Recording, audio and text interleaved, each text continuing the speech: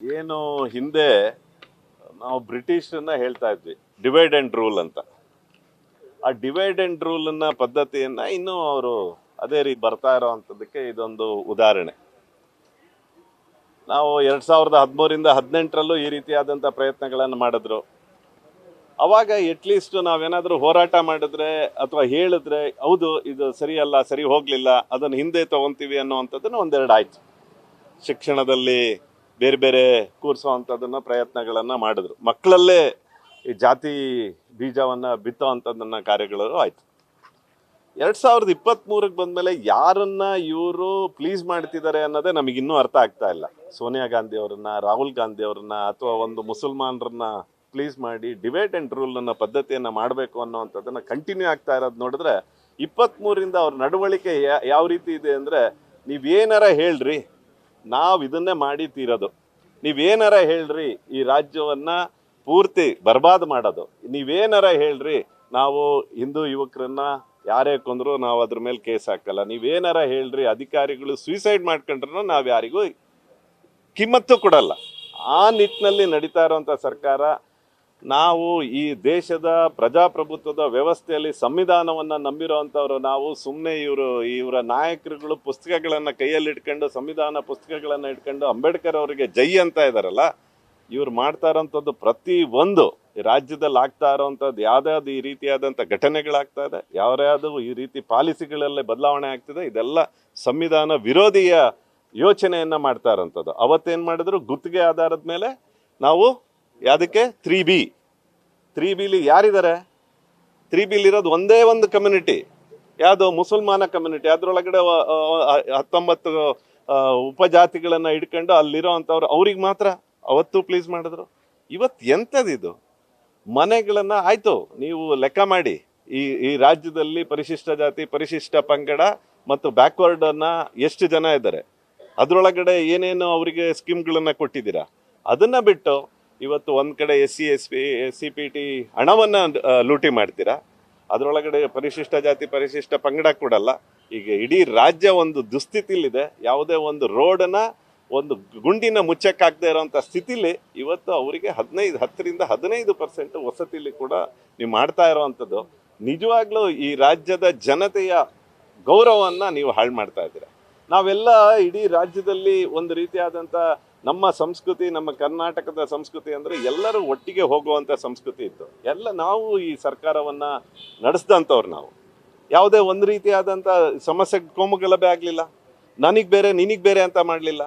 ಮಾನ್ಯ ನರೇಂದ್ರ ಮೋದಿಯವರ ಎಲ್ಲ ಸ್ಕೀಮ್ಗಳನ್ನ ಪ್ರತಿಯೊಬ್ಬ ನಾಗರಿಕನಿಗೂ ಯಾರಿಗೆ ಬಡವರಿಗಿದೆ ಅವ್ರಿಗೆ ಕೊಡೋ ಅಂಥದ್ದನ್ನು ಇವ್ರು ಮಾಡ್ತಾ ಇರೋವಂಥದ್ದನ್ನು. ಮುಸಲ್ಮಾನರಿಗೆ ಬೇರೆ, ಈ ಹಿಂದೂಗಳಿಗಂತೂ ಕೊಟ್ಟ ಅಭ್ಯಾಸ ಇಲ್ಲ ಬಿಡಿ, ಆದರೆ ಮುಸಲ್ಮಾನರಿಗೆ ಈ ರೀತಿಯಾದಂತಹ ಅಪೀಸ್ಮೆಂಟ್, ಈ ರೀತಿ ಪ್ಲೀಸಿಂಗ್ ಮಾಡೋ ಅಂಥದ್ದನ್ನು ಎಷ್ಟು ವರ್ಷಗಳ ಕಾಲ ನೀವು ಈ ರೀತಿ ಮಾಡ್ತೀರಾ?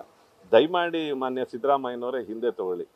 ಈ ರೀತಿ ನೀವು ಮಾಡಿ, ಬರೋವಂಥ ದಿನಗಳಲ್ಲಿ ಸೆನ್ಸಸ್ ಆಗುತ್ತೆ, ದೇಶದ ಸೆನ್ಸಸ್ ನಡೀತಾ ಇದೆ, ಅಲ್ಲಿ ಜಾತಿ ಗಣತಿನೂ ಕೂಡ ಸೇರಿಸ್ಬೇಕು ಅನ್ನೋವಂಥದ್ದನ್ನು ಈಗಾಗಲೇ ಅವಲೋಕನ ಆಗಿದೆ. ಅದನ್ನು ಮಾಡಿದ ನಂತರ ನೀವು ಸ್ಕೀಮ್ಸನ್ನ ಅವರವರ ಯಾರ್ಯಾರು ಯಾವ ಸಮುದಾಯದಲ್ಲಿ ಎಷ್ಟು ಜನ BPL ಕಾರ್ಡ್ ಇದ್ದಾರೆ ಅಂಥವರಿಗೆ ಏನು ಸ್ಕೀಮ್ ಕೊಡಬೇಕೋ ಅಂಥದ್ದನ್ನು ಯೋಚನೆ ಮಾಡಿ ಕೊಡಿ. ಈ ರೀತಿಯಾದಂಥ ಡಿವೈಡ್ ಆ್ಯಂಡ್ ರೂಲ್ ಮಾಡೋ ಅಂಥದ್ದನ್ನು ಪದ್ಧತಿಯನ್ನು ನಿಲ್ಲಿಸಿ. ಇದು 10ರಿಂದ 15% ಮಾಡೋದು ಖಂಡಿತ ನಾವು ಇದನ್ನು ವಿರೋಧ ಮಾಡ್ತೀವಿ, ಹೋರಾಟಗಳನ್ನು ಮಾಡ್ತೀವಿ. ಯಾಕಂದರೆ ಈಗಾಗಲೇ ಹಿಂದೆನೂ ಹೇಳಿದ್ದೆ ನಾನು, ಈ ಕಾಂಟ್ರಾಕ್ಟಲ್ಲಿ ಅವರು ಮೀಸಲಾತಿ ಮಾಡಿರೋದು ನಮ್ಮ ಇತಿಹಾಸದಲ್ಲಿ ನೋಡಿರಲಿಲ್ಲ. ನಾವು ಜಾತಿಗಳಲ್ಲಿ ಮೀಸಲಾತಿನ ನಮ್ಮ ಇತಿಹಾಸದಲ್ಲಿ ನೋಡಿರಲಿಲ್ಲ. ಯಾರು ಪರಿಶಿಷ್ಟ ಜಾತಿ ಪರಿಶಿಷ್ಟ ಪಂಗಡ, ಯಾರು ಹಿಂದುಳಿದವರಿದ್ದಾರೆ ಅವರಿಗೆ ಅವ್ರನ್ನ ಮೇಲೆತ್ತುವಂಥ ಕೆಲಸ ಮಾಡಬೇಕು. ಇದು ಒಂದು ಸಮುದಾಯಕ್ಕೆ ಇಟ್ಕೊಂಡು ಒಂದು ಅವರನ್ನ ನಮಗೆ ಓಟು ಅಂದ್ಕೊಂಡನ್ನ ನಮ್ಮನ್ನ ದ್ರೋಹ ಮಾಡಬೇಡಿ ರಾಜ್ಯಕ್ಕೆ ಅಂತ ನಾನು ನಿಮ್ಮಲ್ಲಿ ನೋಡಿ. 99.5% ನೀವು ಯಾವುದೇ ಆ ಭಾಗದಲ್ಲಿ ಇರೋವಂಥದ್ದು ಮುಸಲ್ಮಾನರೇ. ಯಾವ ಜೈನ್ ಕಮ್ಯುನಿಟಿಯವರು ಯಾವ ಸ್ಕೀಮನ್ನು ತೊಗೊಂಡಿದ್ದಾರೆ ಅಂತ ನನಗೆ ಸ್ಟ್ಯಾಟಿಸ್ಟಿಕ್ಸ್ ಕೊಡಿ. ಯಾವ ಜೈನ್ ಕಮ್ಯುನಿಟಿಯನ್ನು ತೊಗೊಂಡಿಲ್ಲ. ಇದು ಧರ್ಮದ ಆಧಾರಿತವಾಗಿ ಈ ರೀತಿಯಾದಂಥ ಬೈಫಕೇಶನ್ ಇದೆಯಲ್ಲ, ಇದೇ ದೊಡ್ಡ ಅನ್ಯಾಯ ಈ ದೇಶದಲ್ಲಿ. ಅದಕ್ಕೆ ಅವರು ಇದೇ ರೀತಿ ಗೊತ್ತಿದ್ರು ಕೂಡ ತಪ್ಪುಗಳನ್ನ ಹೆಂಗೆ ಮಾಡ್ತಾರೆ ಅಂದ್ರೆ, ನಾ ಹೇಳಿದ್ನಲ್ಲ 3B ಅನ್ನೋ ಅಂಥದ್ದನ್ನು ಸೇರಿಸೋದು. 3Bಲಿ ಯಾರಿದ್ದಾರೆ? ಅದೊಂದು ಕ್ಯಾಟಗರಿನ 3B ಅಂತ ಮಾಡಿ ಯಾರಿದ್ದಾರೆ ಅಂದರೆ ಒಂದೇ ಕಮ್ಯುನಿಟಿ ಅವ್ರು ಇರೋದು. ಈ ಥರ ಜಾಣತನ ಇದೆಯಲ್ಲ, ಅಂದರೆ ನಮ್ಮನ್ನೆಲ್ಲ ಮೋಸ ಮಾಡುವಂಥ, ಹಿಂದೂಗಳಿಗೆ ಮೋಸ ಮಾಡುವಂಥ ಈ ಜಾಣತನ ಸರಿಯಲ್ಲ. ಇದು ಸರಿ ಮಾಡ್ಕೋಬೇಕು. ನಾವು ಖಂಡಿತವಾಗ್ಲಿ ಉಗ್ರ ಹೋರಾಟವನ್ನು ಮಾಡ್ತೇವೆ. ನಮಗೇನಾಗಿದೆ, ದಿನ ಒಂದು ಹೋರಾಟಗಳಾಗಿದೆ ಇವ್ರ ವಿರುದ್ಧ. ಇವ್ರು ಮಾಡೋ ಅಂಥ ಒಟ್ಟಾರೆ ಈ ಆಡಳಿತ ವ್ಯವಸ್ಥೆಯಲ್ಲಿ ಇವ್ರು ಮಾಡ್ತಾ ಇರೋಂಥ ದ್ರೋಹಗಳನ್ನು ದಿನನಿತ್ಯ ನಾವು ಹೋರಾಟ ಮಾಡೋದಾಗಿದೆ. ಜನನೂ ಬೇಸತ್ತಿದ್ದಾರೆ.